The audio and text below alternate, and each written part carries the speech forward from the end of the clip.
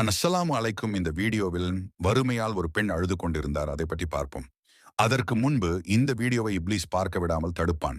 அதனால் அவனை எதிர்த்து அல்லாஹ் அக்பர் என்று கமெண்ட் செய்து, லைக் செய்து, சப்ஸ்கிரைப் செய்யவும். இரவு மதீனாவின் வீதிகள் அமைதியாக இருந்தது. அந்த இருளில் ஒரு மனிதர் மட்டும் நடந்து கொண்டிருந்தார். உமர் ரலியல்லாஹு அன்ஹு. அவர் பழக்கம் என்ன தெரியுமா? இரவு நேரங்களில் யாருக்கும் தெரியாமல் நகரத்தை சுற்றி பார்ப்பது. என் மக்களில் யாராவது பசிக்கிறார்களா, யாராவது அழுகிறார்களா என்று. அந்த இரவில் ஒரு குடிசையிலிருந்து குழந்தையின் அழுகை கேட்டது. உமர் ரலி நின்றார். காது சாய்த்தார். அழுகை நிற்கவே இல்லை. அவர் அருகில் சென்று பார்த்தார். அங்கே ஒரு தாய். அவள் முன்னால் ஒரு பாத்திரம். அதிலே தண்ணீர் மட்டும் கொதிக்கிறது. குழந்தைகள் பசியால் அழுது கொண்டிருந்தார்கள். உமர் ரலி கேட்டார், அம்மா, குழந்தைகள் ஏன் இப்படி சத்தம் போடுறாங்க?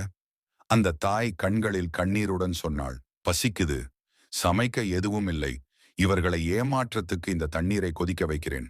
அந்த வார்த்தைகள் உமர் ரலி இதயத்தை கிழித்தது. அவள் தொடர்ந்து சொன்னாள், உமர் எங்கே? எங்களை கவனிக்க வேண்டியவன் எங்கே? அந்த நிமிடம் உமர் ரலி தன்னை அறியாமல் அழுதார். நான் தான் உமர் என்று சொல்லவே இல்லை. அவர் ஓடினார். பைத்துல் மாலுக்கு ஓடினார். தானே சுமந்து கொண்டு மாவு, எண்ணெய், உணவு எல்லாம் கொண்டு வந்தார். அந்த தாய் சொன்னாள், ஏன் நீங்களே சுமக்கிறீர்கள்? உமர் ரலி சொன்னார், கியாமத் நாளில் என் பாவங்களையும் நீ சுமப்பாயா? அந்த இரவு அவர்தானே சமைத்தார். குழந்தைகள் சிரித்தார்கள். அவர்கள் சாப்பிடும் வரை உமர் ரலி அங்கிருந்து நகரவே இல்லை.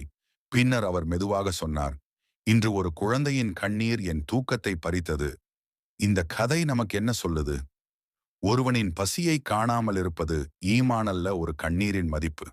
அல்லாஹ்விடம் மிகப்பெரியது. அதிகாரம் சமம் பொறுப்பு. இத படிச்சு உங்களுக்கு சின்னதா கூட கண் நனையுதுனா அது அல்லாஹ் உங்களுக்கு கொடுத்த மென்மையான இதயம்.